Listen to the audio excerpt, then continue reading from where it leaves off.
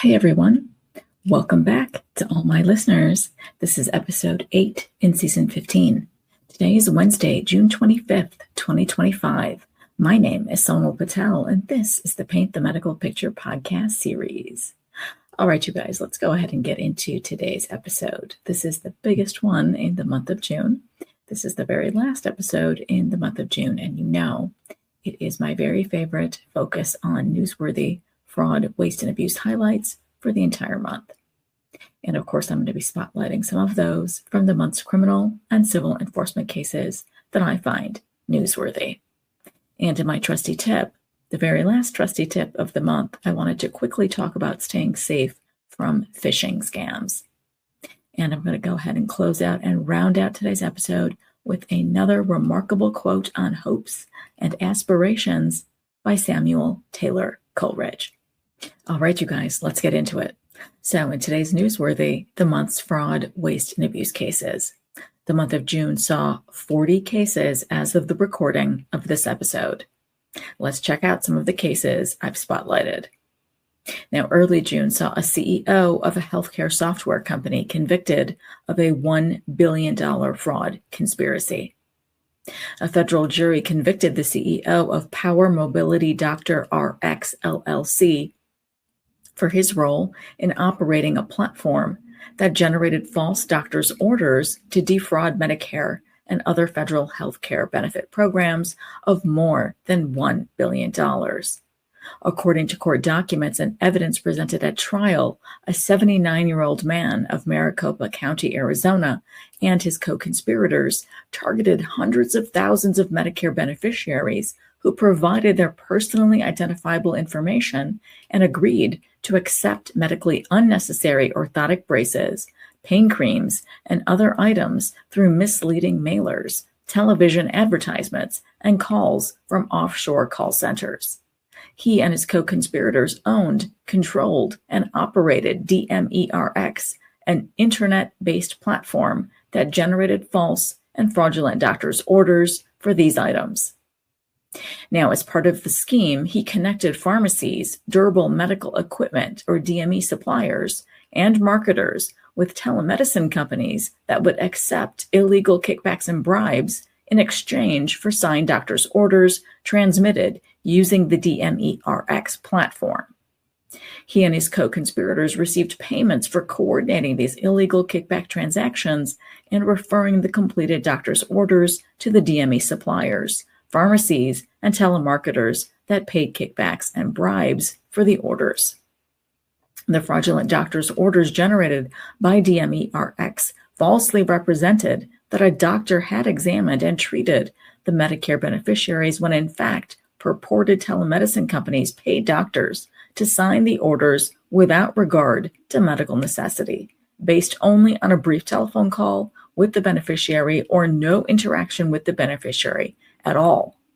The DME suppliers and pharmacies that paid illegal kickbacks in exchange for these doctors' orders billed Medicare and other insurers more than $1 billion. Medicare and the insurers paid more than $360 million based on these claims.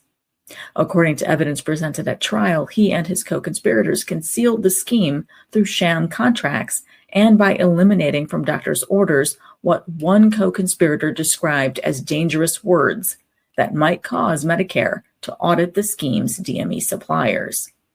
He was convicted of conspiracy to commit healthcare fraud and wire fraud, 3 counts of healthcare fraud, conspiracy to pay and receive healthcare kickbacks, and conspiracy to defraud the United States and make false statements in connection with healthcare matters. The man faces a maximum penalty of 20 years in prison for the conspiracy to commit healthcare fraud and wire fraud conviction, 10 years for each healthcare fraud conviction, 5 years for the conspiracy to pay and receive healthcare kickbacks conviction, and 5 years for the conspiracy to defraud the United States and make false statements in connection with healthcare matters conviction. A sentencing hearing will be scheduled at a later date. A federal district court judge will determine any sentence after considering the U.S. sentencing guidelines and other statutory factors. Early June saw a Houston doctor paying six figures to settle False Claims Act liability involving neurostimulator devices. A 68-year-old pain management doctor from Houston, Texas, has agreed to pay $390,082 to resolve allegations he submitted false claims to Medicare for the surgical implantation of neurostimulator electrodes.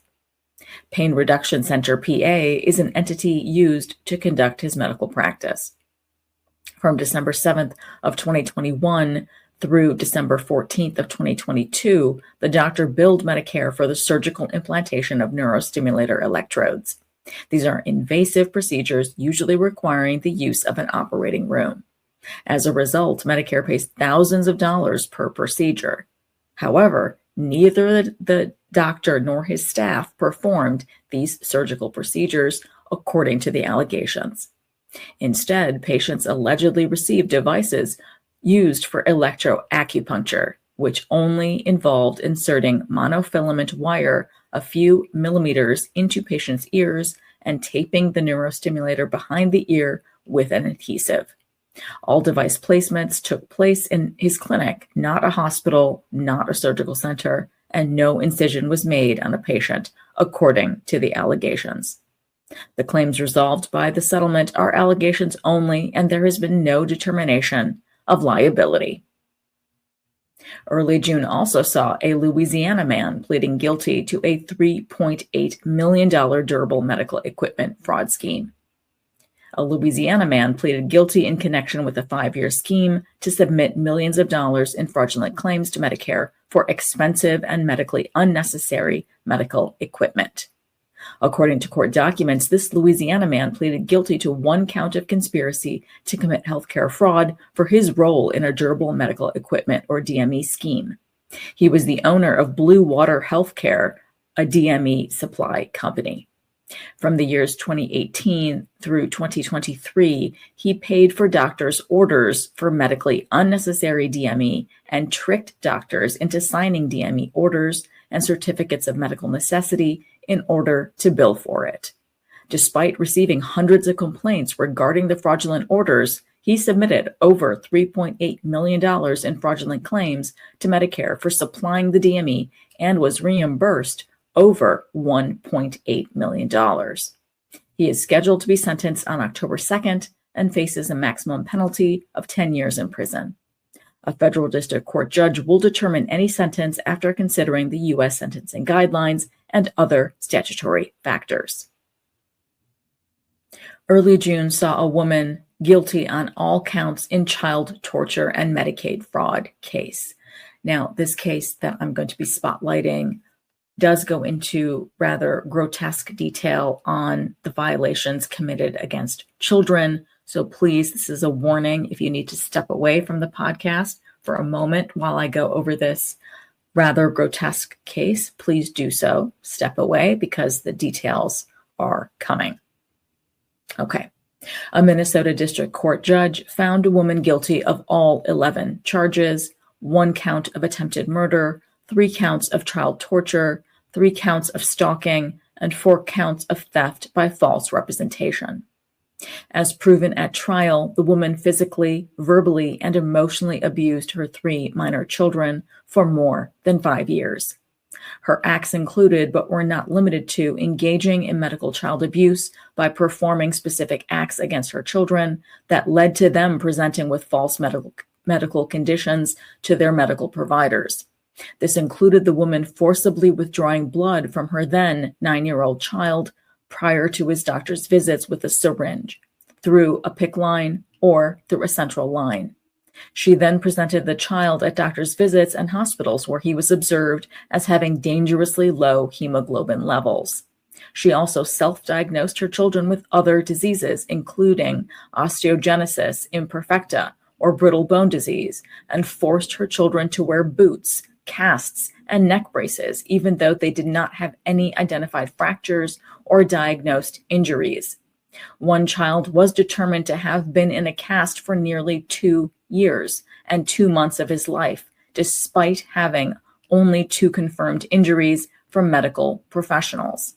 Another child stated that she would instruct the child to vomit at the doctor even though he did not need to, and to cough as if he had asthma, at which time asthma medications were prescribed. The defendant also forced one of the children to wear unprescribed hearing amplifiers, which led to the child developing a boil on the back of her ear. The children also all testified that she hit the children with charging cords, belts, and spoons, made them stand outside in the cold without clothing until their bodies felt like burning, withheld food, and regularly threatened to kill them. At times, the threats to kill were accompanied with knives and guns. Social media evidence from her accounts indicated that she regularly discussed, quote, end of life decisions for one of the children with others, including at one point falsely stating that one of her children was on a ventilator and that they wouldn't know the cause of his death until an autopsy. The woman also met with Crow Wing County Community Services to request funding to care for one of the children through the Minnesota Medical Assistance Program, Medicaid. She provided false information about the child's medical conditions. As a result of this false information, the child was approved to receive personal care assistant, or PCA, services. She claimed to provide these PCA services and received over $18,000. Trial witnesses testified that they had known about her actions and the false information she provided. PCA services would not have been authorized. The investigation also found that she had been nominated to receive several gifts and money from nonprofit foundations for her children, with these gifts based on false information she provided about her children's medical conditions. Early June also saw a Southern California nurse indicted for multi-million-dollar hospice fraud in Fresno and Kern counties. A federal grand jury returned a 6-count indictment charging a Santa Clarita nurse with healthcare fraud and aggravated identity theft for submitting millions of dollars in fraudulent claims for hospice care to Medicare. Hospice is a type of care and support for terminally ill patients. Medicare is a federal health insurance program that covers certain hospice expenses. Generally, a patient must be certified as being terminally ill to qualify for hospice care payments under Medicare. According to court documents, the nurse was the CEO and owner of Healing Hands Hospice and Human Love Hospice, which also worked while she also worked another full-time job. She caused Healing Hands and Human Love to fraudulently bill Medicare for hospice care supposedly provided to over 100 people who were not, in fact, terminally ill. She knew these individuals were not terminally ill, as was represented to Medicare, and that they therefore were ineligible for the Medicare hospice payments. The total amount of fraudulent Medicare billings caused by her from June 2023 through May 2025 was at least $2.5 million.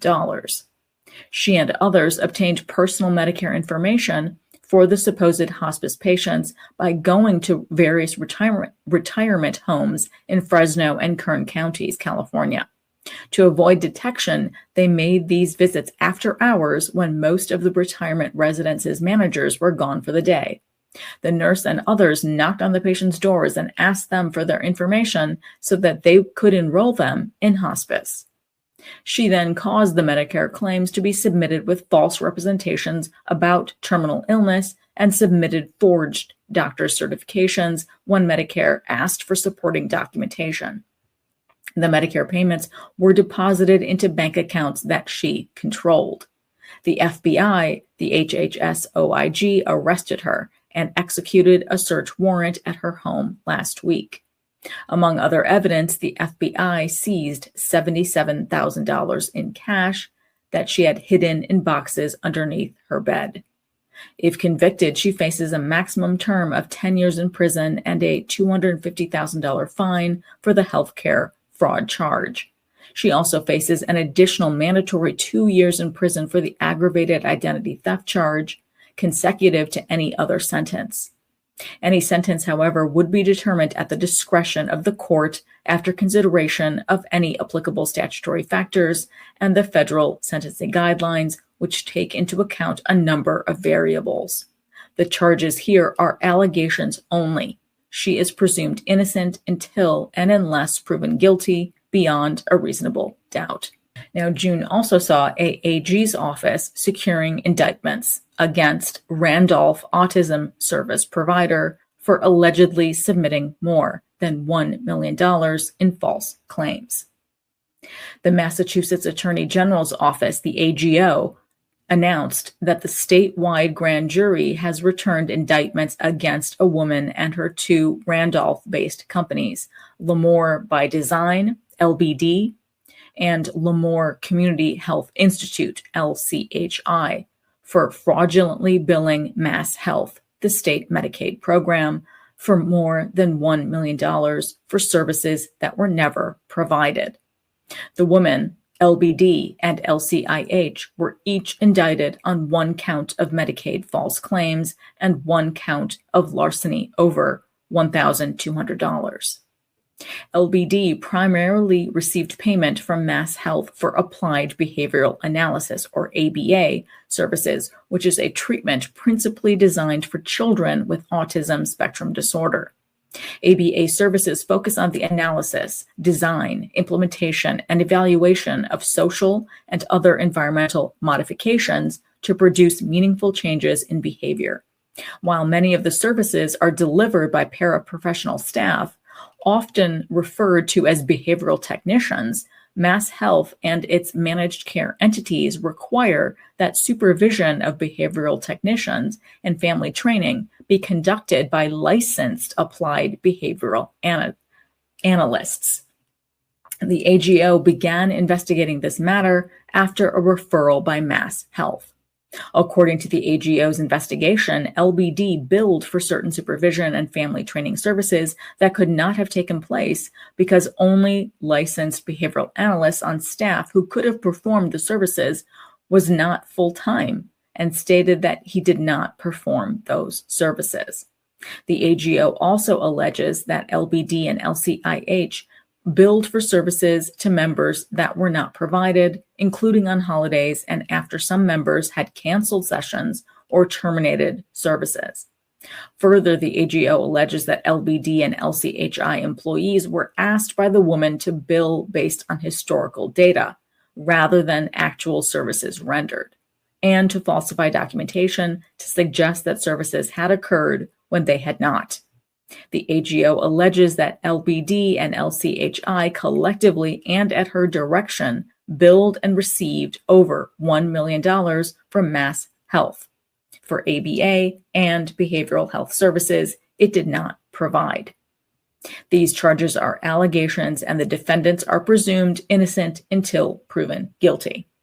June saw a woman and Creative Hospice settling health care kickback claims for $9.2 million. A woman, Creative Hospice Care, Inc., and affiliated companies, collectively known as Creative Hospice Entities, have paid $9.2 million to settle allegations that she and the Creative Hospice Entities entered into kickback arrangements with medical directors in exchange for referrals of hospice patients to Creative Hospice in violation of the Anti-Kickback Statute and the False Claims Act.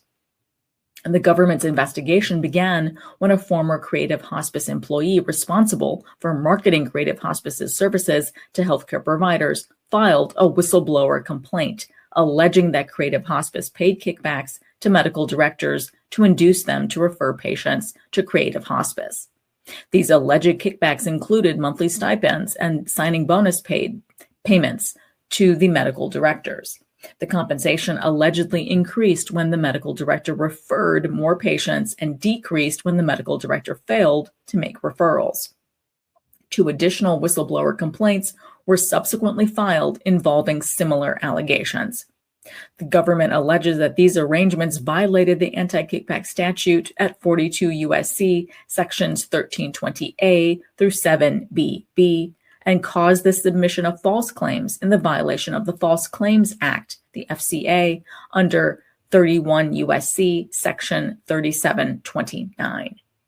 This settlement resolves 3 lawsuits brought under the qui tam or whistleblower provisions of the FCA. Under the FCA, whistleblowers, also known as relators, may bring suit for false claims on behalf of the United States and share in any recovery obtained by the government. The relators who filed the 3 lawsuits against Creative Hospice entities have received over $1.5 million from the settlement. The claims resolved by the settlement are allegations only, and there has been no determination of liability. June also saw an owner of a Long Island ambulette services pleading guilty to leading a multi-million-dollar healthcare fraud scheme. A man pleaded guilty to conspiracy to commit healthcare fraud and conspiracy to commit money laundering in connection with a scheme to steal approximately $20 million from Medicaid. When sentenced, he faces up to 20 years imprisonment, restitution of at least $16 million, and forfeiture of over $19 million, including several real properties and vehicles. As set forth in court filings and facts presented during the plea hearing, the man was the owner of MTK Taxi LLC in Montauk, Long Island, and part owner of All Star Taxi LLC. From approximately December 2020 to his arrest in June 2024, he and his co-conspirators paid illegal healthcare kickbacks to Medicaid beneficiaries for fraudulent ambulette services. Pursuant to the scheme, the beneficiaries would order medical transportation services specifically from the man and his co-conspirators, including for transportation to addiction treatment centers for the beneficiaries' purportedly necessary methadone treatment. In reality, the man's businesses generally did not provide the medical transportation services ordered by the Medicaid beneficiaries. At least 2 claims were submitted to Medicaid for individuals who were deceased, and some claims were submitted for individuals who were hospitalized or incarcerated. In total, he and his co-conspirators fraudulently billed Medicaid millions of dollars for these non-existent services throughout the course of the scheme. He and his co-conspirators also submitted artificially inflated claims to Medicaid. Although there were numerous addiction treatment centers on Long Island the beneficiaries could have utilized, the man and his co-conspirators instructed them to order rides to addiction treatment centers in New York City and to list false addresses so they could obtain higher reimbursement rates for Medicaid for longer rides. The transportation companies owned or operated by him and his co-conspirators billed Medicaid over $16 million for trips to 3 addiction treatment centers in New York City. He used the illicit proceeds to purchase several additional transportation vehicles for use in the scheme and to purchase multi-million-dollar homes and luxury vehicles, including a Ferrari, BMWs, and multiple Mercedes. June also saw a New York man pleading guilty to a $70 million kickback scheme. A New York-based director of operations and sales for the Northeast region of a mobile medical diagnostics company pleaded guilty yesterday in federal court in Boston to conspiring to offer and pay kickbacks to doctors in exchange for ordering medically unnecessary brain scans. This New York man pleaded guilty to 1 count of conspiracy to violate the anti-kickback statute. The U.S. District Court judge on the case scheduled sentencing for July 10, 2025. From approximately March of 2015 through approximately September of 2020, the man conspired with others, including 2 managers for a mobile medical diagnostics company that performed transcranial Doppler scans, or TCD scans, to enter into kickback arrangements with various doctors. Now, these transcranial Doppler scans, these TCD scans, are brain scans that measure blood flow in parts of the brain. The man and his alleged co-conspirators agreed to offer and pay doctors kickbacks, some in cash and others by check, based on the number of TCD ultrasounds the doctors ordered. The man and his alleged co-conspirators created purported rental and administrative service agreements, which on paper made it appear as if doctors were compensated for the TCD company's use of space and administrative resources of the ordering doctor's practice based on fair market value and not based on the volume or value of referrals. These agreements were shams that hid the true nature of the arrangement of paying per test. The scheme as a whole resulted in fraudulent bills of approximately $70.6 million to Medicare. Medicare then paid approximately $27.2 million to the TCD company for the fraudulent claims. The charge of conspiracy to violate the anti-kickback statute provides for a sentence of up to 5 years in prison, 3 years of supervised release, and a fine of up to $250,000. Sentences are imposed by a federal district court judge based upon the U.S. sentencing guidelines and statutes which govern the determination of a sentence in a criminal case. And finally, late June saw a South Florida medical providers agreeing to pay $810,301 to resolve allegations of fraudulently billing Medicare. Vascular and Interventional Specialists, LLC, or VIS, as well as Vascular and Spine Institute, Inc., or VSI, as well as 2 doctors, have agreed to pay $810,301 to resolve allegations that they violated the False Claims Act by submitting claims for medically unnecessary percutaneous transluminal angioplasties, or PTAs, procedures that are performed to increase blood flow through a diseased or abnormally narrowed vessel. The United States alleged that from the years 2015 through 2024, VIS, VSI, and the 2 doctors performed hundreds of PTAs without conducting any diagnostic inquiry or making a clinical diagnosis to support the medical necessity of the PTAs they performed. VIS, VSI, and the 2 doctors subsequently submitted claims to federal healthcare programs, including Medicare, for the PTAs that were not reasonable or medically necessary. The allegations arose from a lawsuit filed by a whistleblower under the qui tam provisions of the False Claims Act. Under the False Claims Act, private citizens can bring suit on behalf of the government for false claims and share in any recovery. The relator, in this case, will receive approximately $186,369 from the amount recovered. And now it's time for my best practice tips in Trusty Tip. So that was a whopping segment for Newsworthy for fraud cases that I wanted to spotlight. Yes, there were only 40 so far this month as of the recording, but I really wanted to focus on those 10 big cases that I looked over because there's so much variability in the subject matter, and I really wanted my audience to understand the variety of schemes that are going on currently throughout the country.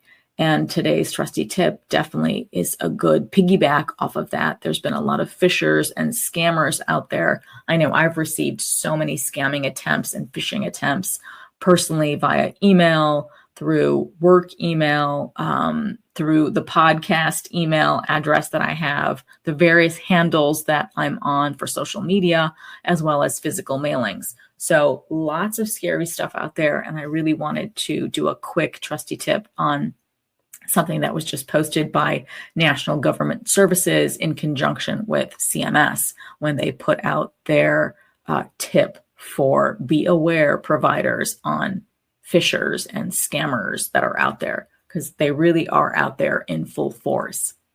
So National Government Services just put up their tip for providers, and they share an urgent issue that's been identified by the Centers for Medicare and Medicaid Services, the CMS. CMS has been flooded with incoming complaints regarding illegitimate faxes being sent to providers falsely claiming to be from CMS staff. These faxes have falsely claimed to be a part of Medicare audit and demanded that the provider submit medical documentation and other information to CMS or face the risk of revocation, fines, or other significant consequences. So that's pretty scary. That the CMS has been receiving this type of complaint, right? These types of phishing attempts are real, and providers are definitely scared of when they receive this type of request. So the NGS puts a big bold alert that says, quote, important, CMS does not initiate audits by requesting medical records via fax. Let me read that again. CMS does not initiate audits by requesting medical records via fax. NGS urges all providers to protect their information. If you receive a suspicious request, don't respond to it. If you believe you have received a fraudulent or questionable request, we urge you to reach out to NGS to confirm if it's real, end quote. So I love that. That goes for all of our MAC jurisdictions throughout the nation as well, right? Our providers should be staying vigilant and always reach out to your local MAC and confirm if this documentation request is actually real via fax. Because again, the CMS is stating loud and clear that they do not believe in this type of practice. They do not request faxes for this. These types of complaints regarding illegitimate faxes. So it's really good if you use your voices and send those complaints directly to your MAC so they can get involved, and CMS can do a great job of tracking, how many hundreds of thousands of our providers are being affected and being threatened by these types of phishers and scammers. So stay vigilant out there. And finally, I focus season 15 Spark on hopes and aspirations. I want this 15th season Spark to be filled with our world's thought leaders, writers, artists, philosophers, everyone whose words provide us with their insights on hopes and aspirations. So in this week's inspiring quote in Spark is from Samuel Taylor Coleridge. Advice is like snow. The softer it falls, the longer it dwells upon, and the deeper it sinks into the mind. Wow, so very true, right? I think this is still such a profound quote that lingers. Sometimes we hear advice that inspires, not bold, not pushy advice, but the advice that is truly delivered with the best of intentions. And it really, really is heard. It's really, really well received. Advice is like snow. The softer it falls, the longer it dwells upon, and the deeper it sinks into the mind. I'm happy Samuel Taylor Coleridge's spark still burns brightly and still inspires so very many. All right, you guys. So I hope you guys enjoyed my last segment for the month, my very favorite fraud, waste, and abuse case for the month of June. I also did another little fraud trusty tip. Stay awake, people. Be vigilant. Don't just listen to the email or the piece of mail that kind of threatens you and pushes you and bullies you into doing what they want, right? As I stated, I've received so many of those scary pieces of mailings, scary emails. But, being in the workforce and you have IT and security people behind you, they advise you and teach you all of the tips and tricks of how to spot what is a scam and what is a phishing attempt, right? So stay vigilant out there, folks. It's really good to just protect ourselves as well as people, even if we're not providers, right? These types of things happen to everybody. So hope you guys enjoyed today's episode. I know I enjoyed delivering it. So let's look forward to a brand new month of July is happening in just a few days. So I hope you guys are enjoying your summer and are continuing to wind down in your weekends and chilling out, going to parties, going to the pool, taking a vacation. Hopefully you've slotted time away sometime in your summer season for that as well.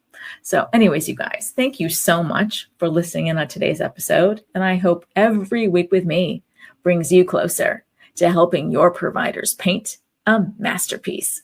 See you next Wednesday.